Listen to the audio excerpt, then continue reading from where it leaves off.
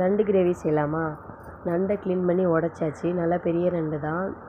அதை க்ளீன் பண்ண தான் கொஞ்சம் டைம் எடுத்துச்சு. அதை ரெடி பண்ணிட்டோம். இப்போ தேங்காவில் பாதாம் பொட்டுக்கடலை போட்டு நல்லா பேஸ்ட்டாக அரைச்சி வச்சுக்கிடுங்க.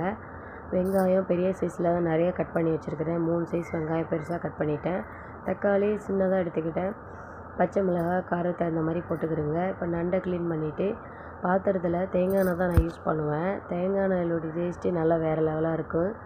ஏலக்காய் கருவேப்பிலை வெங்காயம் பச்சை மிளகா போட்டு நல்லா வதக்கிட்டு வெங்காயம் சேஞ்சு கலர் மாறணும். அப்போ தான் டேஸ்ட்டு நல்லா வேறு லெவலாக வரும்.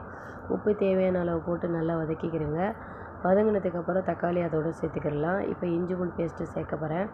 இஞ்சி பூண்டு பேஸ்ட்டு இதிலே போட்டு உப்பு போட்டு நண்டில் நல்லா பரட்டிட்டு அதுலேயும் போட்டு நல்லா வதக்கிக்கிறேங்க.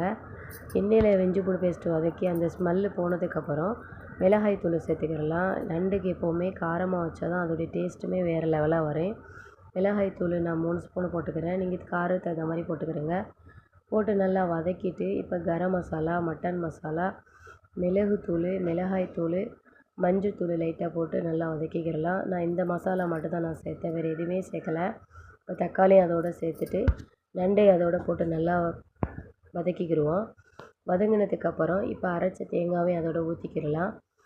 அது தேங்காய் ஊற்றும் போது அதோடைய வாசமும் நல்லாயிருக்கும். பச்சையை அதோடு போட்டு நம்ம வதக்கும் போது இப்போ மசாலாவையும் அதோடு சேர்த்துட்டு தேங்காவையும் அதோடு சேர்த்து நல்லா வதக்கிட்டு இப்போ 2 டம்ளர் தண்ணி ஊற்றி அப்படியே வச்சுருங்க. நல்லா வெந்து கரைஞ்சி நல்லா டேஸ்ட்டு வேறு லெவலாக வரும்.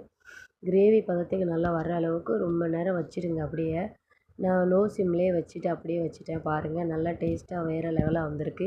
கலர்ஃபுல்லாக வந்திருக்கு. குக்கரில் போட்டால் எப்படி எண்ணெய் பிரிஞ்சு வருமோ அந்த அளவுக்கு வந்திருக்குது அழகா. இது நாங்கள் சாதத்துக்கு தான் எடுத்துக்கிட்டேன். சாதத்துக்கு பீன்ஸு பொரியல் நண்டு கிரேவின்னு சாப்பாடு வேறு லெவலாக இருந்துச்சு.